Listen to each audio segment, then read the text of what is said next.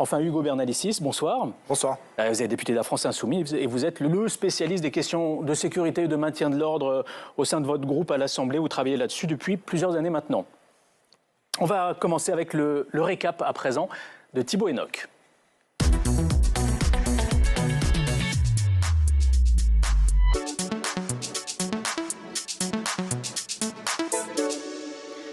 Bonsoir Thibault. Bonsoir Clément, bonsoir à tous. La fête a donc mal tourné après la victoire du PSG et c'est devenu un sujet sécuritaire. Oui, vitrines brisées, magasins pillés, poubelles et voitures incendiées, forces de l'ordre prises pour cible. La violence des scènes a enclenché une cascade de réactions politiques. Le ministre de l'Intérieur, Bruno Retailleau, parlant de barbares, Jordan Bardella de racailles, Éric Ciotti de sauvages, j'en passe. Dimanche soir, le chef de l'État réagissait lui aussi sans surenchère, mais avec fermeté. Les affrontements violents qui se sont tenus sont inacceptables. La réponse de l'État sera à la hauteur. Nous poursuivrons, nous punirons, on sera implacable. Une réponse implacable, voilà l'enjeu politique posé. Seulement, voilà, sur les 642 interpellations du week-end, après plus de 300 gardes à vue, la réponse judiciaire a laissé les plus répressifs sur leur faim. Les quelques dizaines de comparutions immédiates s'étant déjà tenues ont abouti à des peines allant des amendes aux stages de citoyenneté, les cas les plus graves débouchant, eux, sur de la prison avec sursis de 2 à 8 mois. Pour l'heure, aucune incarcération donc. Et cela n'a pas plu au ministre de la Justice, Thibault. Oui, tôt ce matin, Gérald Darmanin a réagi en condamnant ces condamnations. Dans un message posté sur X, il écrit « Une partie des condamnations pour violences, notamment commises à l'encontre des forces de l'ordre et pour destruction des biens, ne sont plus à la hauteur de la violence que connaît notre pays. » Alors, commentaire de décision de justice, attaque contre les magistrats.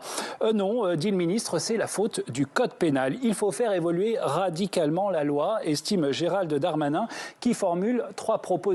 Suppression des aménagements de peine obligatoires, suppression du sursis, enfin condamnation minimum systématique. Par exemple, le ministre explique 3 mois de prison ferme réellement exécutés pour toute agression envers un représentant de l'État. Autant d'annonces, en particulier la disparition des peines avec sursis qui ont beaucoup fait réagir aujourd'hui à l'Assemblée.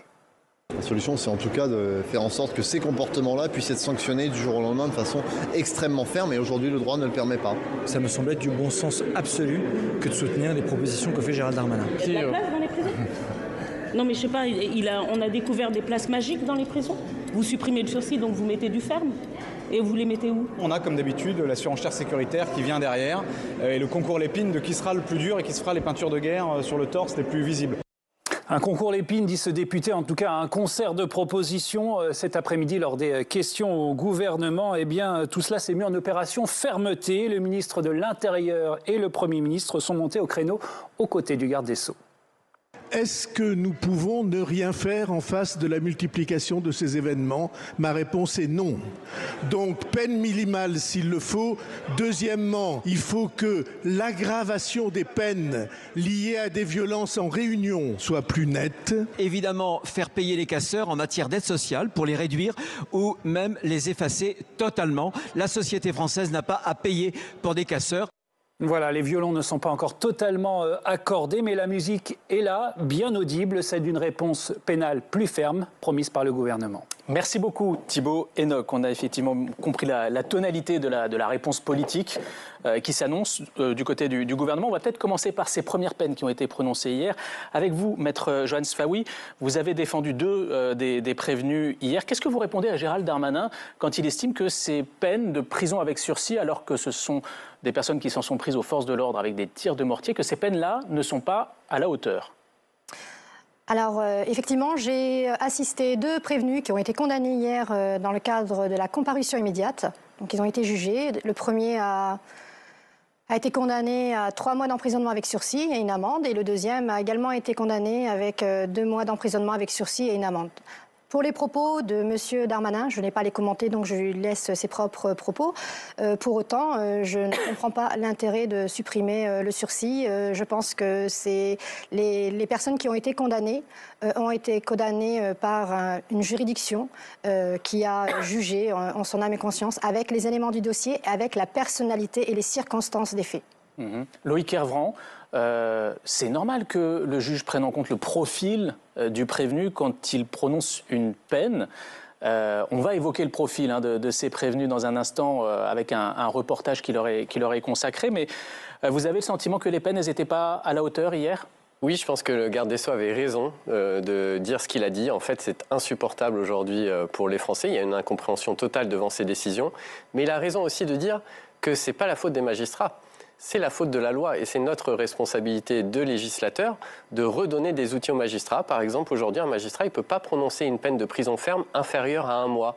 Et pourtant, 14 jours de prison, 3 semaines de prison, ça pourrait correspondre à un certain nombre de profils et d'actes qui ont été commis. Donc c'est la responsabilité avant tout du législateur.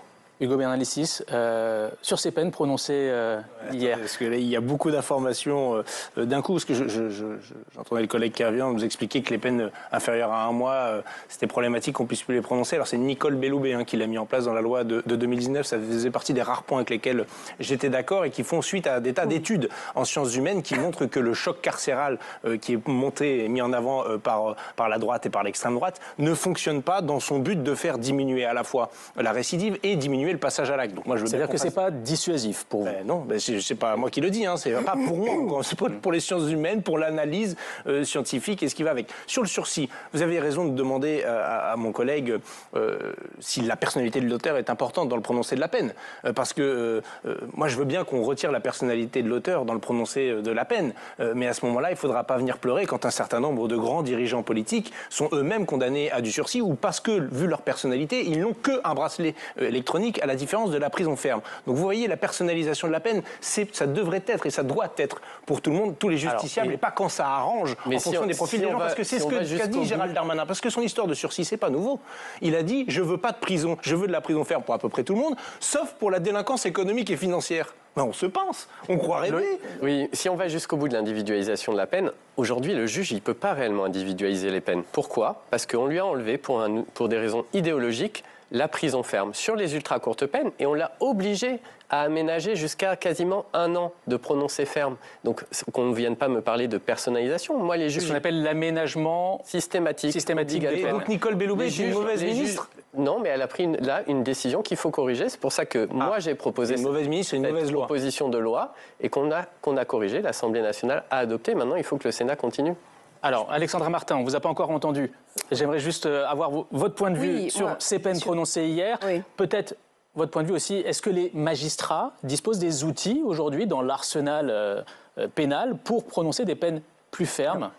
Il faut effectivement une réponse pénale plus ferme, une réponse sécuritaire aussi plus ferme et une réponse sociétale aussi plus ferme. Parce que là, on est au bout de décennies de renoncement, d'impunité, d'inversion victimaire, dont vous êtes d'ailleurs souvent à l'origine, à la France Insoumise, d'appel à la haine. Et moi, vous savez, je prône depuis très longtemps, notamment pour les jeunes délinquants, je prône depuis très longtemps pour les jeunes délinquants, effectivement, comme le docteur Maurice Berger d'ailleurs le dit, des peines très courtes. Et effectivement, je crois que ce qu'a fait Mme Belloubet était une erreur fondamentale et qu'il faut que l'on puisse revenir aujourd'hui à un prononcé de peines courtes, voire très courtes, et en particulier pour les mineurs, parce qu'on peut sauver aussi ces mineurs et il faut être dissuasif en même temps.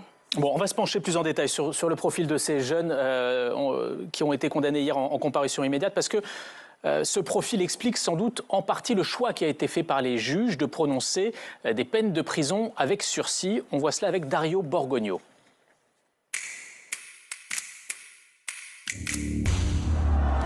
Paris champion, de la casse.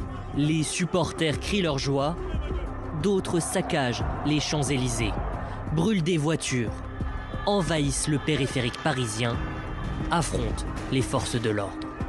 Lundi matin, gueule de bois pour les casseurs. Comparution immédiate pour certains d'entre eux au tribunal de Paris. Mais qui sont-ils ? Ce sont des jeunes qui viennent de petites et de grandes couronnes, voire de Paris, pour piller, dégrader. 570 personnes interpellées à Paris, uniquement des hommes. Une cinquantaine sont mineurs. Les adultes ont une petite vingtaine d'années seulement. Ils sont parfois employés, bien souvent encore étudiants. Les 4 condamnés hier avaient des casiers vierges. Tous font profil bas devant la justice et présentent leurs excuses pour leurs actions. Ces primo-délinquants sont défendus par leurs proches. Il est accusé d'avoir lancé des mortiers sur la police, mais il tirait tout simplement en haut. Lui, il y allait de base pour célébrer. Il faut même savoir qu'il est en train de faire des études pour être aide-soignant et que c'est vraiment pas un gars qu'on pourrait qualifier de barbare. Ils écopent de peine allant de 2 à 8 mois de prison avec sursis, avec parfois un stage de citoyenneté ou d'une amende.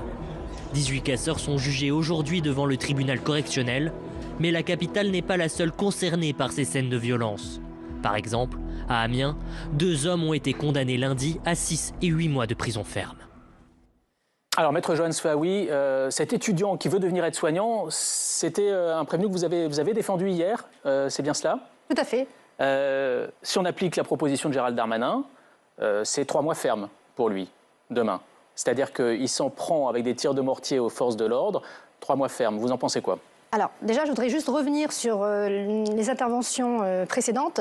Je tiens à rappeler que l'individualisation de la sanction, elle est prévue non seulement par le code pénal, le code de procédure pénale, donc par le droit, et également le principe a une valeur constitutionnelle. C'est-à-dire que depuis, oui, au regard de l'article 8 de la Déclaration des droits de l'homme. C'est-à-dire qu'on ne peut pas automatiser des peines planchées. C'est ça l'idée pour vous? Moi, je dis juste que vous saurez, en tout cas, si une proposition devait se faire en ce sens, il faudrait encore qu'elle passe sous le spectre des sages du Conseil constitutionnel, qui, je le rappelle, depuis 2005, ont considéré que, eh bien, on devait individualiser, en tout cas, les sanctions, et ça relève, en tout cas, de l'insertion et de la prévention de l'indélinquance. Alors, on va peut-être évoquer ça dans un instant, mais moi, j'aimerais revenir sur ce profil, parce que, donc là, on a vu le cas de cet étudiant aide-soignant, il y a aussi un cariste qui était en CDI, un étudiant en master.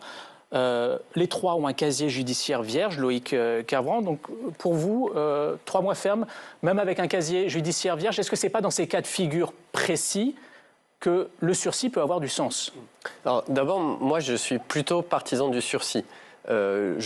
Je serais assez favorable pour qu'on le garde. Je crois que c'est une vraie épée de Damoclès et ma logique, elle est plutôt de donner des outils supplémentaires aux magistrats et d'avoir une vraie individualisation de la peine, y compris en ayant à la main du magistrat la possibilité d'incarcérer, peut-être sur des temps très courts, ce qu'il n'a pas aujourd'hui. Donc c'est une individualisation des peines qui est finalement qu'à mi-chemin.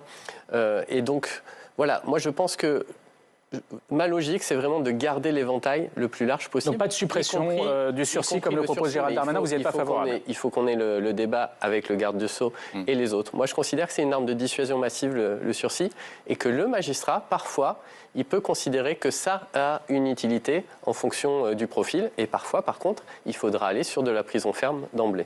Alexandra Martin, sur ces cas de figure précis, pour vous, ils doivent aller en prison? Il n'y a pas de seconde chance possible quand on a un casier judiciaire vierge comme ça? Il y a toujours, bien sûr, heureusement, une seconde chance. En l'occurrence, le métier qu'ils exercent ou ce qu'ils font dans la société ne peut pas justifier ou excuser ce qu'ils ont fait. Pour certains de ces profils, il y avait préméditation par l'achat du matériel qu'ils ont utilisé pour, je le rappelle quand même, taper sur des policiers, donc sur l'autorité républicaine. Un policier aujourd'hui dans le coma artificiel, deux autres personnes sont quand même mortes. Donc il faut quand même ramener les choses à leur juste valeur. Donc ce n'est pas à moi à juger évidemment ces casseurs, mais le signal qu'on doit leur envoyer, il doit être très fort. Et il n'y a pas que la réponse par le sursis ou par les peines courtes ou très courtes. Il peut y avoir d'autres formes de réponses, et notamment par exemple dans ces profils-là, une réponse financière qui serait, par exemple, et mon collègue Monsieur Le Fur a déposé une proposition de loi en ce sens que mon groupe soutient, qui serait par exemple sur un temps donné de pouvoir suspendre les aides sociales ou lorsqu'il s'agit de mineurs, et ça moi je le défends depuis très longtemps, de pouvoir demander aux parents réparation financière. Je crois que toucher au portefeuille, c'est aussi très important parce que je crois que ça peut être même encore plus dissuasif qu'une peine de prison ou une peine ferme.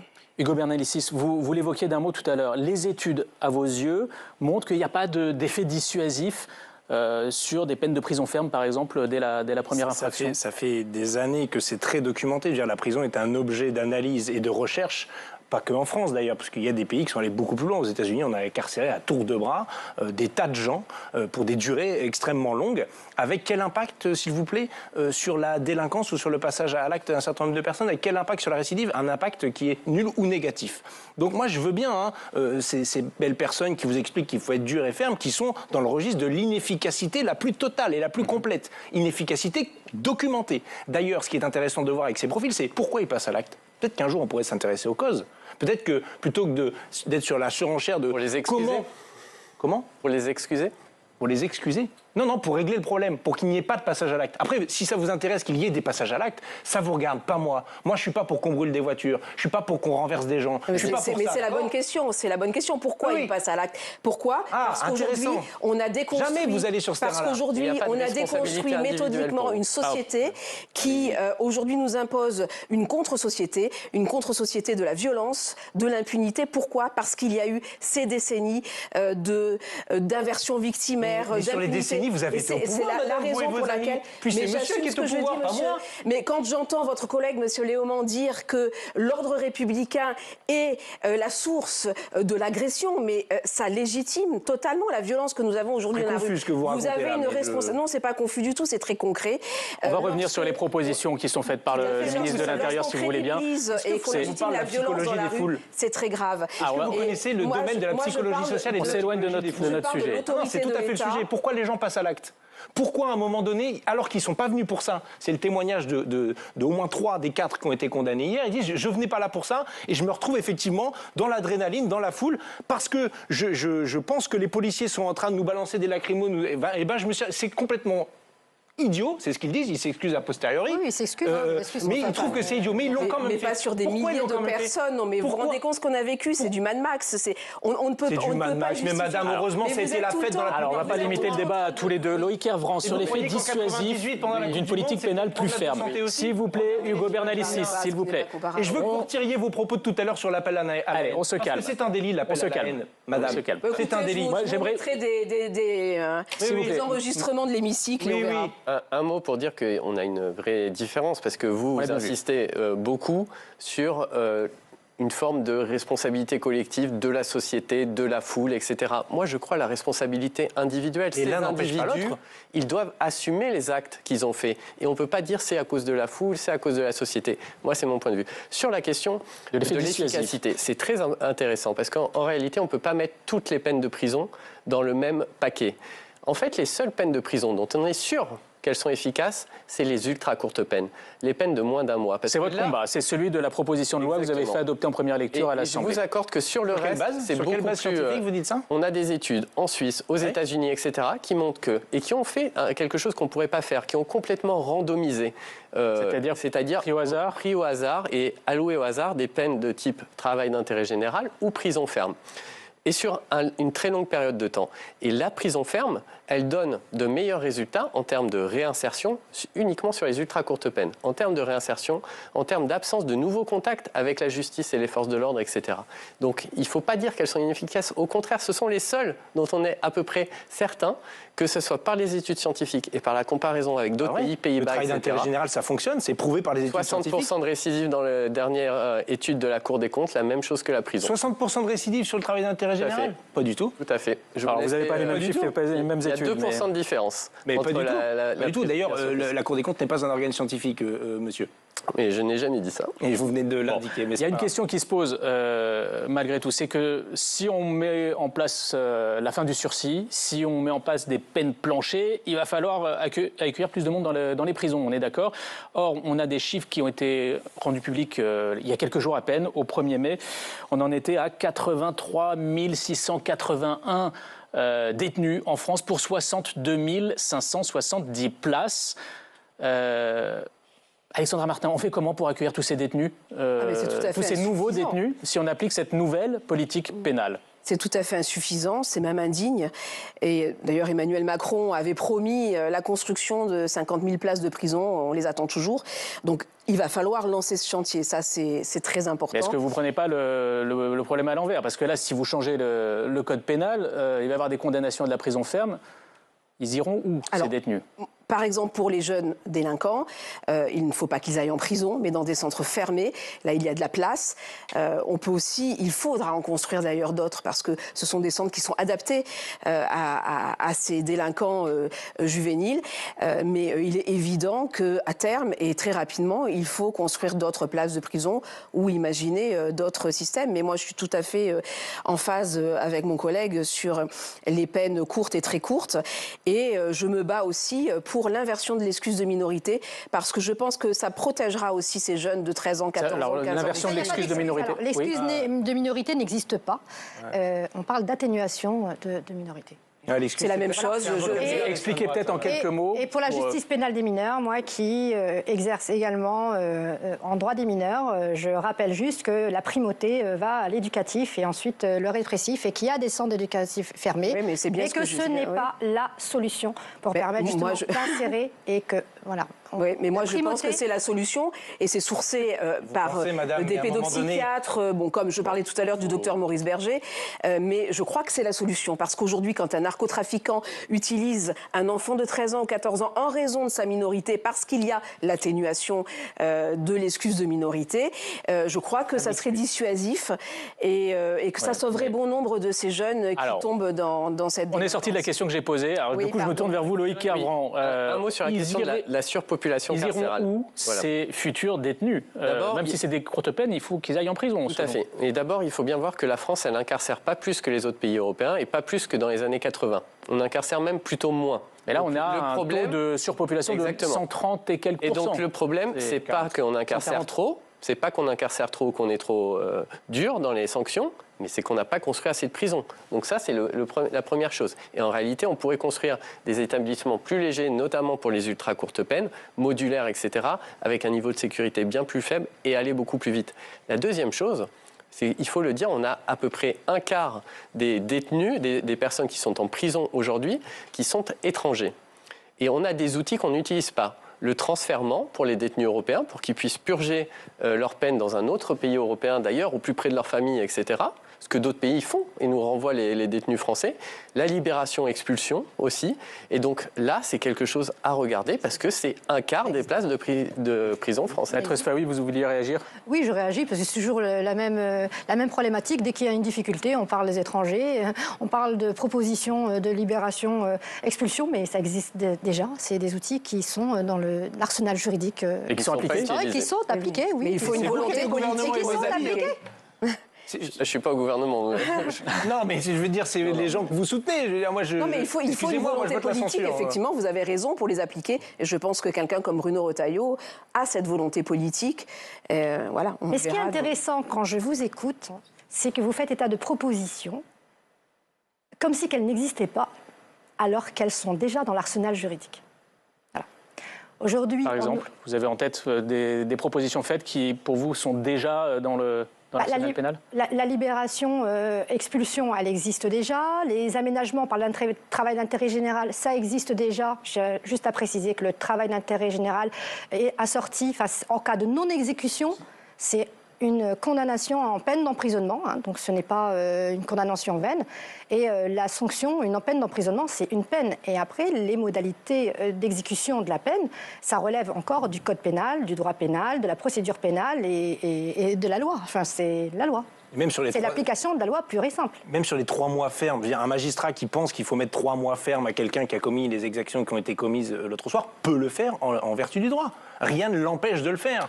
Donc ce que vous voulez, c'est l'empêcher de ne pas prononcer autre chose qu'au moins 3 mois ferme. C'est vous qui êtes en train d'empêcher le juge dans son office. Vous, Hugo Bernalicis, député de la France Insoumise, demain, le gouvernement présente un plan pour construire de nouvelles prisons en France. Vous le votez ? Non. Pourquoi ? Non, on y a toujours été opposé sur le plan 15 000 et non pas 50 000, mais sur le plan 15 000, on y a été opposé même quand il était à 7 500 parce que justement, on sait que les places de prison ont tendance à être toujours suroccupées. Les courbes ont toujours été parallèles dans les graphiques en France. Plus on construit, plus on remplit. Donc vous voulez les vider, les prisons? Parce qu'il y a un problème aujourd'hui, hein, 140%. On a proposé un mécanisme. J'ai déposé une proposition de loi qui a retenu l'attention au moins de tous les groupes de gauche et quelques collègues au-delà. Je sais que le président de la commission des lois actuelle est sensible à ce sujet, de mettre en place un mécanisme de régulation carcérale. C'est pas l'alpha et l'oméga, hein, c'est une proposition à court terme qui dit, bah voilà, il y a un taux d'occupation des prisons, on fixe le nombre de places à 100%, et quand on arrive à 95%, on met un seuil de criticité. À ce moment-là, on demande aux juges d'application des peines d'accélérer tous ceux qui sont les plus proches de la sortie pour que ceux qui doivent entrer puissent entrer. Ah, c'est d'ailleurs ce qu'on a fait grosso modo pendant le Covid. Et la France n'a pas été à feu et à sang à la suite de ces libérations. Ce qui prouve par ailleurs qu'il n'y a pas de corrélation entre taux d'incarcération dans un pays et passage à l'acte délictuel. Parce que personne ne commet un délit, le code pénal à la main, sauf peut-être en termes de délinquance économique et financière. Et quand je dis ça, c'est même pas moi qui le dis. Même Dupond-Moretti le disait, c'est vous dire. J'aimerais qu'on s'arrête sur une autre proposition faite par Gérald Darmanin, celle de simplifier l'échelle des peines. Alors, je reprends les chiffres qu'il a donnés. Hein. Il dit qu'il y a au moins 225 déclinaisons de peines différentes aujourd'hui en France, et il veut qu'il y en ait plus que 4, peines de prison, probation, amende et mesures d'interdiction ou d'obligation. Alors, Maître Spaoui, vous qui pratiquez le droit pénal tous les jours dans les tribunaux, c'est nécessaire, selon vous, de simplifier cette échelle des peines aujourd'hui? C'est une question qui se pose. Sur les propositions de M. Darmanin, sur par exemple l'approbation, la peine d'approbation, ça consiste en quoi? Alors si c'est pour proposer, alors j'ai lu un petit peu, travail d'intérêt général, c'est déjà en place.